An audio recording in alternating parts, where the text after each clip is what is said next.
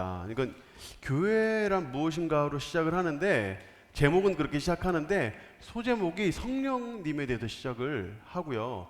그게 양이 3분의 2나 돼요. 그래서 성령님의 사역 또 성령 안에서 우리가 하나 됐다 이 두 가지 부분을 이미 다룬 다음에 그 다음에 이제 마지막 세 번째 가서야 이제 교회의 목적이 뭐냐 그래서 교회에 대해 본격적으로 다루거든요.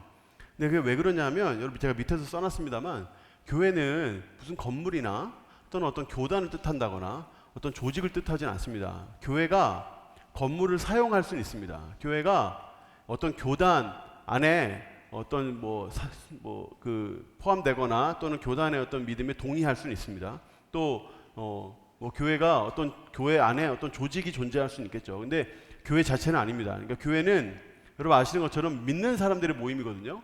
믿는 사람들의 모임을 교회라고 합니다. 그리고 성령님께서 우리 안에 거주하시면서 우리가 성전이라고 하셨거든요. 그래서 우리 한 사람 한 사람이 교회입니다. 내가 있는 곳이 교회고 우리가 모인 곳이 교회고 사실 이 모임 자체도 교회인 거죠. 그래서 이 교회는 성령께서 하나 되게 하신 공동체예요. 그래서 이 교회를 이야기할 때 성령님을 먼저 다루는 겁니다. 그래서 성령님을 모르고서는 교회를 이야기할 수 없기 때문에 교회란 무엇인가? 그러면 성령님이 무엇 하시는 분인가가 나와야 돼요. 그래서 이 부분이 앞부분에 있다는 거를 생각을 하시면 이 전체를 이해하는 데 도움이 될 것 같습니다. 자, 교회라는 단어를 얘기를 하면 좀 넘겨주세요. 이것도 안 되네요. 교회 아이스브레이크로 교회라는 단어 생각하면 떠오르는 이미지가 뭐냐 이렇게 한번 물어보면 좀 어떨까 싶습니다. 그래서 아이스브레이크를 꼭 할 필요는 없습니다. 처음에 모여서 분위기 좋은데 반드시 이걸 해야 된다 이렇게 여기에 꼭 시간을 사용할 필요는 없습니다. 근데 처음에 모였는데 좀 서먹서먹하고 교제로 들어가는데 오늘 좀 보니까 별로 공부하고 싶어하지 않고 이럴 때 있잖아요. 그럴 때는 이런 질문 하나 던지면 좀 전체적으로 분위기가 좀 부드러워질 수 있습니다. 그래서 만약에 하나 던진다면 저는 이런 걸 던질 것 같아요. 그래서 교회 이미지가 어떠냐. 근데 아마 여러 대답이 나올 수 있을 겁니다. 교회 하면 건물을 얘기하는 사람도 분명히 있을 거고요. 또 어떤 부정적인 대답도 가능합니다. 최근에 있었던 또는 그때 당시 있었던 어떤 교회에 대한 안 좋은 사건이라든가 이런 것들도 이야기할 수 있을 것 같고요. 또 교회에 관련된 여러 가지 이야기들이 나오겠죠. 근데 이것들을 보면서 이제 이 같이 양육하는 사람들에 대한 교회에 대한 인식을 캐치를 하고 그 다음에 이제 그 뒤에 이제 나올 여러 가지 이제 과목들, 이제 내용들 이런 부분들에 있어서 어떤 부분을 강조할 것인가를 결정해서 균형을 잡아줄 수 있을 겁니다. 한 장 넘겨주시면 여기 보면 그림들이 여러 개 나오는데 계속 좀 넘겨주세요. 쭉쭉쭉. 쭉쭉쭉. 두 번 더. 됐습니다. 앞으로 하나 더. 여기 보시면 중간에 저기 싸우는 그림도 나오고요. 그죠? 그래서 교회 안에 어떤 한 가족 됐다는 그림도 나오고 왼쪽에 십자가도 나오고 밑에는 교회 건물도 나오고 그리고 맨 밑에 오른쪽에 보면 예수님도 나오고 이러는데 여러 가지 이미지들을 떠올릴 수 있겠죠. 그래서 이런 이미지들을 중심으로 해서 한번 이야기를 나눠봐 주시면 좋을 것 같아요. 자, 그러면 이제 이런 아이스브레이크 끝났고 교회에 대한 어떤 기본적인 인식이 어떻구나 이런 것도 알았으면 이제 본론으로 들어가 봐야 되겠죠. 자, 성령의 사역입니다. 성령의 사역은 일단 요한복음 3장 5절에 물과 성령으로 나지 않으면 하나님 나라에 들어갈 수 없다라고 했을 때 여기 물과 성령이라고 했거든요. 한마디로 말해서 일단 다시 태어나는 걸 이야기합니다. 거듭난다는 거죠. 거듭난다 하는 말을 하면 잘 모를 수 있습니다. 거듭난다는 말 사실 일상생활에서는 잘 안 쓰거든요. 그래서 다시 태어난다는 뜻입니다. 다시 태어난다. 근데 다시 태어난다라고 했을 때 물과 성령으로 다시 태어난다 그랬는데 그러면 성령은 뭔지 알겠어요. 근데 물이 뭐냐 하는 겁니다. 물을 아직도 사실 신학자들이 좀 이래저래 해석하는데 물을 말씀이라고 해석하기도 하고요. 또 여러 가지로 해석을 하는데 권성수 목사님은 물도 성령이라고 해석을 합니다. 그래서 물과 성령은 그냥 성령과 성령, 그러니까 성령을 강조하는 표현이라 이렇게 봅니다. 왜냐하면 요한복음 7장 38절 39절에 보면 여기 보면 성령을 그 배에서 생수의 강이 나는 것으로 비유했다고 했어요. 같은 요한복음이고 3장이고 7장이니까 연결된다고 보는 겁니다. 그래서 생수의 강이 흘러나는 것을 성령이라고 했으니까 물은 성령을 의미하는 것이다. 그래서 성령과 성령으로, 그러니까 성령으로 거듭나야만 된다는 것을 강조한다라고 오순절의 성령이라는 책에서 권성수 목사님 말씀하셨어요. 그래서 그렇게 이해를 하면 될 것 같습니다. 일단 성령의 사역은 다시 태어나게 하는 겁니다. 그 다음 사역은 뭐냐면 요한복음 16장 13절에 나오는데, 여기 보면 그가 너희를 모든 진리 가운데로 인도하시리니 그랬어요. 그래서 성령님이 하시는 일은 진리의 영, 그러니까 우리를 진리 가운데로 인도하시는 진리의 영이시다. 성령님의 사역의 두 번째 사역은 진리를 우리에게 가르치시고 그 가운데로 인도하시는 분이시다 하는 것이고요. 세 번째 성령의 사역은 보혜사라는 표현과 그리고 영원토록 너희와 함께 있게 하리니 하는 부분에서 알 수 있듯이, 보혜사는 사실 여러 가지 단어로 번역이 가능한데요. 돕는 자, 중재자, 변호자, 위안자, 하여튼 우리를 돌보시는 분, 우리를 사랑해 주시는 분, 우리를 도와주시는 분, 이렇게 생각을 폭넓게 생각하시면 됩니다. 그리고 그 보혜사께서 영원토록 우리와 함께 하신대요. 이런 것들이 이 성령님의 사역입니다. 자, 그 다음에 보시면 또 한 가지 성령님의 사역이 나오는데, 그것은 진리의 말씀 곧 너희의 구원의 복음을 듣고 그 안에서 또한 믿어서 약속의 성령으로 인치심을 한다 그랬어요. 인치심. 여기서 인치심은 도장 찍는다는 뜻입니다. 도장. 인친다, 도장 찍는다. 소유권을 주장하는 거예요. 그래서 이제 뭐 양들이라든가 소라든가 이런 동물들을 이렇게 초원에서 이제 풀어 넣으면 이제 다른 다른 소들과 섞인단 말이죠. 그러면 이제 뭐가 하냐면 도장 찍는 거 보고 아는 거예요. 이게 그렇게 변하지 않는 거죠. 그러니까 성령님께서 너 구원받았어, 확증, 도장 딱 찍어주시는 거죠. 그런 일들을 이제 하시는 겁니다. 보증하시는 거죠. 그래서 이런 일들을 성령님이 하십니다. 거듭나게 하시고 진리 가운데로 인도하시고 또 도와주시는 분, 영원토록 함께 하시는 분, 그리고 이제 약속의 성령으로 인치시고 보증하시는 분, 이렇게 됩니다. 그래서 이 부분에 대해서 이제 성령님에 대해서 이제 나눔하는 질문이 이제 2번 질문이에요. 그러니까 성령님이 우리와 영원히 거하신다고 약속하셨는데 그것이 어떠한 위로가 되고 도전이 되는가 하는 건데, 조금 저 말이 어렵다면 이렇게 바꿔도 좋을 것 같아요. 성령님이 계속 함께 계신다는 것을 알았을 때 느낌이 어떠냐. 성령님이 함께 하신다, 계속 영원토록 언제든지 함께 하신다면 어떤 느낌이겠냐 하는 거죠. 좋을 수도 있고, 어떤 사람들한테는 부담스러울 수도 있고, 또 어떤 사람들한테는 죄송할 수도 있겠죠. 그러니까 왜 그런지 묻는 겁니다. 그러면서 이제 삶도 좀 체크해 볼 수 있겠고요. 또 이렇게 성령님에 대해서, 성령님이 도와주시는 분이라는데 왜 부담스러울까? 좀 부담스러울 것 같아요. 성령님이 도와주시는 분이고 상담해 주시는 분이고 그런 분인데 왜 부담스러울까요? 이렇게 물을 수도 있겠고요. 그렇게 해서 이제 성령님에 대한 이야기를 좀 나눌 수 있을 겁니다. 이제 그러면 이제 성령님에 대해 이제 배웠으니까 성령 안에서 하나 되었다라고 하는데, 성령 안에서 하나 되었다는 게 뭐냐면 곧 교회란 뜻입니다. 그래서 이제 교회에 대한 설명이 이제부터 시작되는 겁니다. 그래서 성령님 안에서 우리가 하나 됐는데, 여기 보면 한 성령을 마시게 하셨느니라라는 표현이 나와요. 한 성령을 마시게 하셨다. 그 위에 보면 한 성령으로 세례를 받았다, 이런 표현들이 나와요. 그래서 모든 사람이 유대인이 됐든 헬라인이 됐든 종인이 됐든 자유인이 됐든 누구나 다 한 성령 안에 세례받고 한 성령을 마셔서 이제 한 공동체가 되었다 하는 겁니다. 그러니까 이제 신분이 여러 개 달랐지만 이제 같아졌다는 거예요, 주님 안에서. 그래서 이 공동체의 특징이 뭐냐면 이제 4번 문제에 나오는데, 한번 말씀 한번 읽어보겠습니다. 자, 또 시작. 또 만물을 그 발 아래 복종하게 하시고 그를 만물 위에 교회의 머리로 삼으셨느니라. 아멘. 그러니까 뭐가 달라졌냐면 예수님이 머리된 한 몸 안에 이제 그 안에서 이제 하나가 되는 거예요. 그러니까 리더가 같아지고 주인이 같아지는 거예요. 그분이 내 머리 되셨으니까. 그래서 아무리 신분이 다르고, 아무리 뭐 태어난 성분이 다르고, 태어난 장소가 다르고, 가지고 있는 게 다르고, 다 달라도 예수님 한 분 그 머리로 그 몸 안에 이제 소속되게 되는 것이죠. 그 말들이 이제 그 다음 고린도전서 12장 27절에 그대로 반복이 됩니다. 너희는 그리스도의 몸이요 지체의 각 부분이라.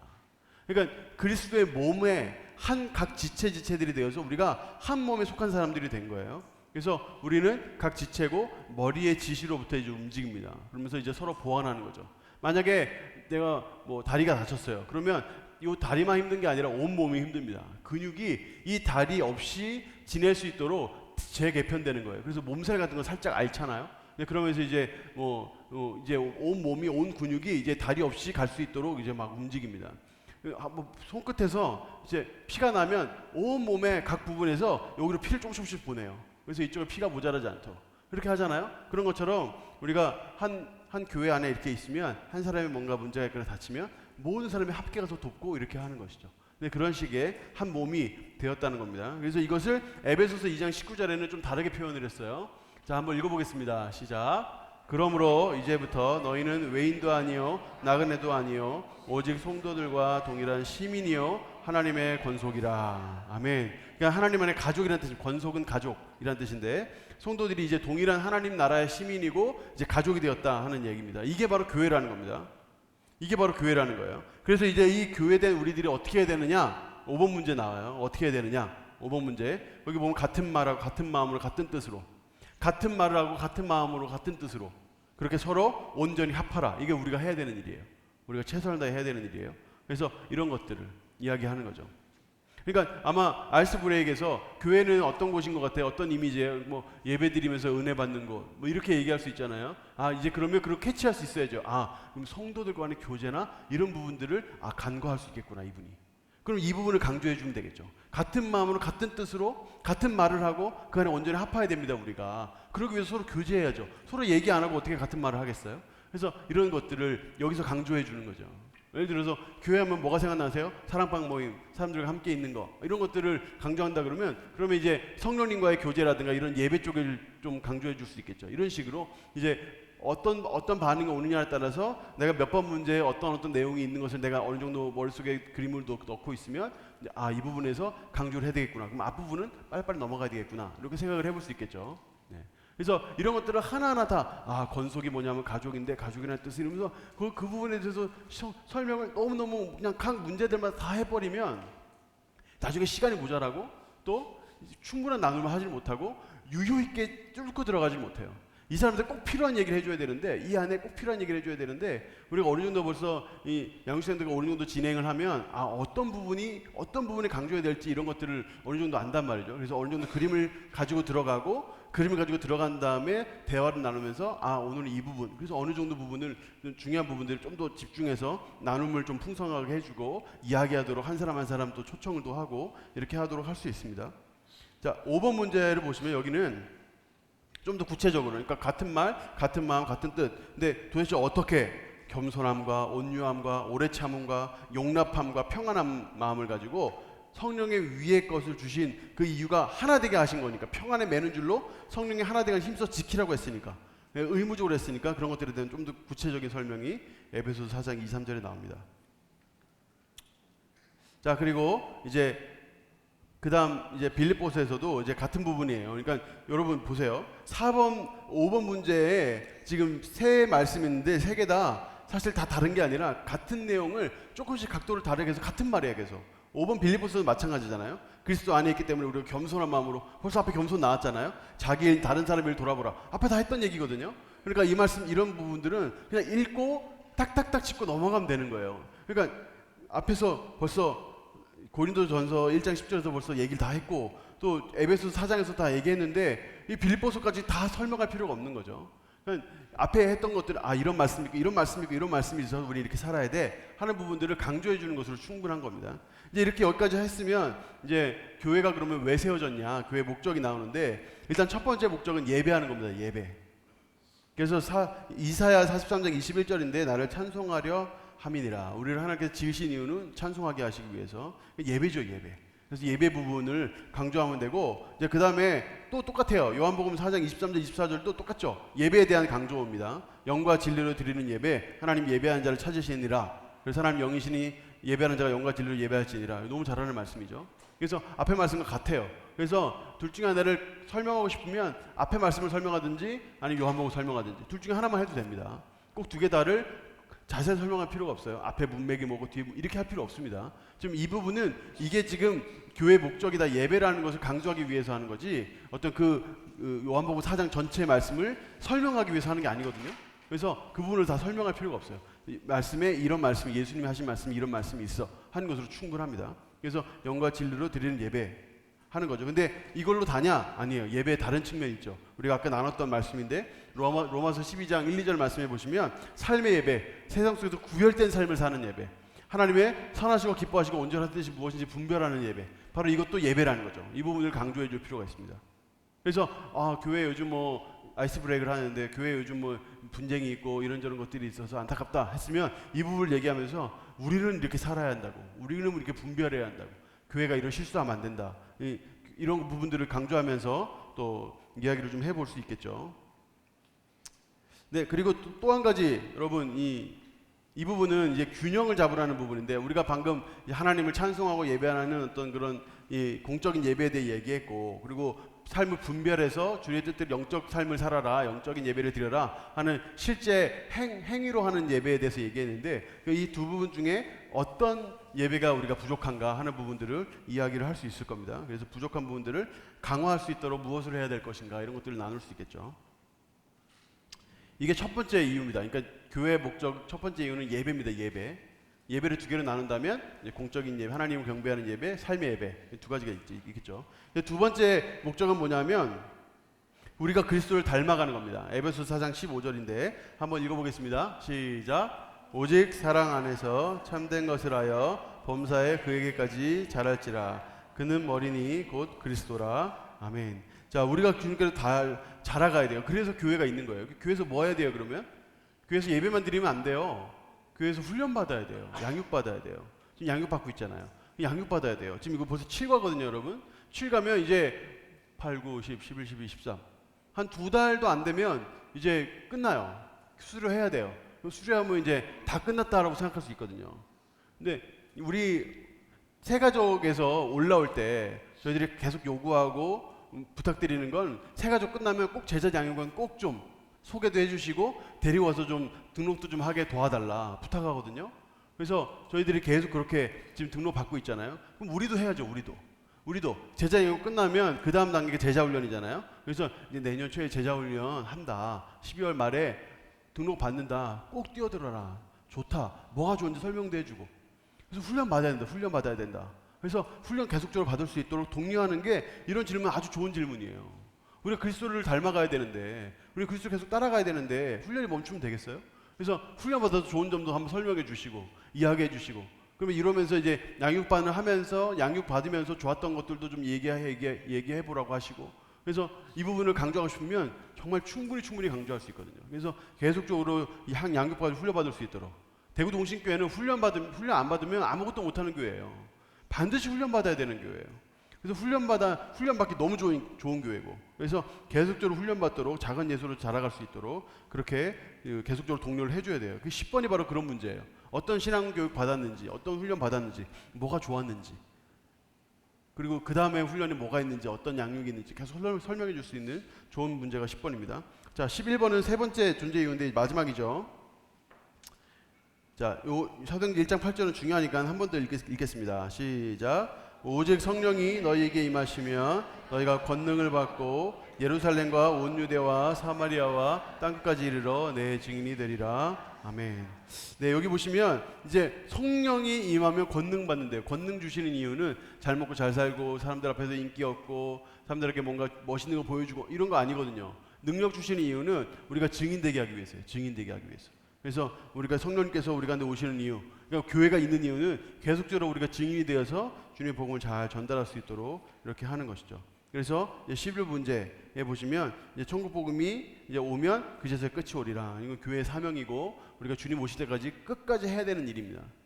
주님 오실 때까지 해야 되는 일이에요. 이게 우리의 사명이고 우리가 하는 일이죠. 우리가 계속적으로 하는 일이고. 그래서 이제 이 교회에 대한 부분은 사실 우리가 실제적으로 이 교회에 대해서 참 이야기를 좀 할 수 있고 더 깊이 나눌 수 있는 부분인데, 이 성령님과 연결되는 고리를 잃어버리거나 그 부분이 강조되지 않으면 이게 지금 뭐 하는지, 처음에는 교회로 시작했는데 성령으로 갔다가 뒤에 교회 이렇게 되면 잘 이해하기 힘들어요. 맥을 잡기 힘들어요. 그래서 처음에 큰 그림을 잡아주는 게 되게 중요한 과예요. 이번 7과는. 그래서 나머지는 그냥 순서대로 따라가면 논리적인 흐름은 그냥 같은 내용. 예수님 뭘 하셨냐, 예수님 사역, 십자가 사역, 뭐 부활 사역, 뭐 승천, 재림 이렇게 연결이 되는데, 이 과 같은 경우에는 교회란 무엇인가로 시작했는데 갑자기 성령님 사역 나오고, 성령님 사역 나왔다가 뭐 하나 되었다고 나오고, 그리고 교회 나오니까 요 연결고리를 놓쳐버리면 배우는 사람이 오늘 뭐 배웠지 이렇게 할 수도 있어요.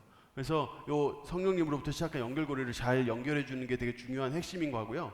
그리고 이 부분은 사실 굉장히 우리의 피부와 맞닿아 있어요. 그래서 정말 교회 우리가 다니고 있고 교회가 뭐 하는지 눈뜨고 다 보고 있기 때문에 우리 교회에 필요한 것들 또 우리 교회에 중요한 것들을 연결해가지고 적용할 수 있도록 독려하기에 아주 좋은 과예요. 그래서 이 우리가 함께 있는 이 양육생들의 마음 또 어떤 삶을 또 어떤 것들이 뭐가 필요한지 예를 들어 이분이 정말 기도가 필요한 분이다. 그러면 아까 훈련에 대해 얘기하면서 금요일표 오면 기도 훈련이 된다고 그렇게 얘기할 수도 있고요. 그죠? 그래서 어떤 봉사가 뭔가 필요하다. 이분은 뭔가 너무 교회에서 그냥 이렇게 은혜 받는 것을 만족하고 있다. 그러면 봉사나 이런 것들로 훈련받을 수 있다고 소개해 줄 수도 있어요. 그러니까 이런 식으로 사실 우리의 어떤 교회의 여러 가지 부분들과 연결할 수 있는 부분이 너무 많은 사실 굉장히 좋은 과거든요. 그래서 이 부분을 잘 활용하셔서 이제 양육생들로 하여금 단순히 그냥 공부만 하고 가는 수준이 아니라 교회에 진짜 뛰어들고 교회 사역에 뛰어들고 교회 훈련에 뛰어들고 교회 예배에 더 뛰어들 수 있도록 독려하는 어떤 그런 좋은 과로 삼으면 우리 양육생들에게 더 도움이 되고 또 우리에게도 더 도움이 될 것 같습니다. 네, 혹시 질문 있으면 제가 뒤에서 받도록 하겠습니다. 기도하고 마치겠습니다. 하나님 아버지 너무 감사합니다. 예수님의 그 피값으로 사신 우리 한 명 한 명을 교회로 삼으시고 또 우리 교회를 통하여 귀하게 주의 놀라우신 사랑과 그 복음을 전하게 하심에 감사합니다. 하나님 우리 양육생들 우리가 잘 성장시키기를 원하는데 하나님 우리에게 힘과 은혜를 주셔서 이 과를 특별히 가르칠 때 교회에 더 연결되게 될 수 있도록 도와주시고 교회에 더 덧붙임되어서 교회 안에서 귀하고 좋은 것들을 많이 받아 누리고 또한 교회에 귀한 것을 흘려보내는 우리 양육생들 다 될 수 있도록 인도하여 주시옵소서. 하나님 우리 교사분들 오늘도 수고하십니다. 하나님 때때마다 지혜와 능력 주시고 넓은 마음을 주셔서 품게 하시고 또 그 사랑을 귀하게 흘려보내는 오늘 하루 되게 인도하여 주시고 또 수고하시는 우리 봉사자들 또 우리 교사들 한 분 한 분의 삶 속에 필요한 것들을 채워주시되 가득가득 채워주셔서 놀라운 하나님의 은혜를 영육간에 풍성히 누릴 수 있도록 역사하여 주시옵소서. 감사하며 예수님 이름으로 기도합니다. 아멘. 하나님께 영광의 박수 올려드리겠습니다.